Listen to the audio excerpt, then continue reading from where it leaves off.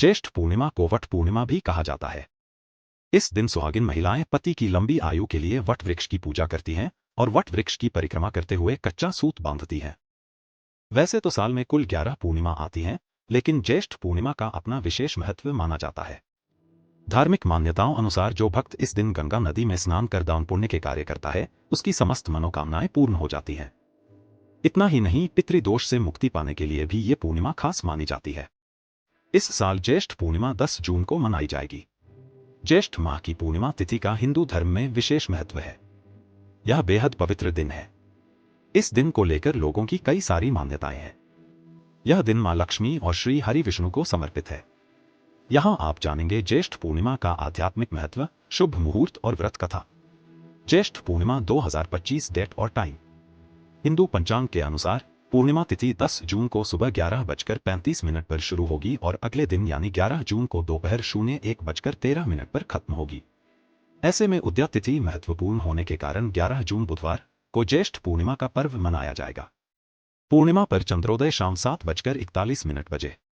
ज्येष्ठ पूर्णिमा का आध्यात्मिक महत्व। धार्मिक रूप से ज्येष्ठ पूर्णिमा के दिन व्रत रखना लाभकारी माना जाता है। धर्मशास्त्र के अनुसार इस दिन जरूरतमंदों को दान देना चाहिए। माना जाता है कि इस दिन भगवान विष्णु और देवी लक्ष्मी की पूजा करने से जीवन से सारे कष्ट दूर होते हैं। जीवन में स्थायी सुख और समृद्धि आती है। ज्येष्ठ पूर्णिमा के दिन ही वट सावित्री व्रत या वट पूर्णिमा मनाई जाती है। विवाहित महिलाओं के लिए यह दिन और भी महत्वपूर्ण माना जाता है, क्योंकि इस मौके पर वे अपने पति की लंबी आयु और सुखी वैवाहिक जीवन के लिए व्रत भी रखती हैं। इस दिन कबीर जयंती और देव स्नान पूर्णिमा भी मनाई जाती है। ज्येष्ठ पूर्णिमा व्रत कथा। पौराणिक कथा के अनुसार राजर्षि अश्वपति की बेटी का नाम सावित्री था। वह अपने माता पिता की इकलौती संतान थी। समय के साथ जब वह बड़ी हुई तो उनके पिता यानी राजा अश्वपति ने उनके लिए वर ढूंढना शुरू कर दिया, लेकिन उन्हें अपनी बेटी के योग्य कोई वर समझ नहीं आया। तब सावित्री अपने पिता की परेशानी दूर करने के लिए खुद ही वर की तलाश में निकल गई। फिर एक दिन उनकी नजर सत्यवान पर पड़ी और उन्होंने सत्यवान को मन ही मन अपना वर चुन लिया। जब ये बात नारद जी को पता चली तो उन्होंने सावित्री को बताया कि सत्यवान की आयु काफी कम है, इसलिए उन्हें कोई दूसरा वर ढूंढ लेना चाहिए। लेकिन सावित्री ने किसी की नहीं सुनी और उन्होंने सत्यवान से शादी कर ली। अब दोनों साथ में खुशी खुशी रहने लगे। सावित्री सत्यवान के लिए व्रत रखने लगी। भविष्यवाणी के अनुसार जब सत्यवान के जीवन का अंतिम दिन आया तो उस दिन सावित्री भी उनके साथ लकड़ी काटने बन गई। सत्यवान एक पेड़ पर चढ़ने लगे, तभी सिर में तेज दर्द हुआ। वे नीचे आकर बरगद के पेड़ के नीचे सावित्री की गोद में लेट गए। तब सावित्री अपने पति के सिर को अपनी गोद में रखकर सहलाने लगी।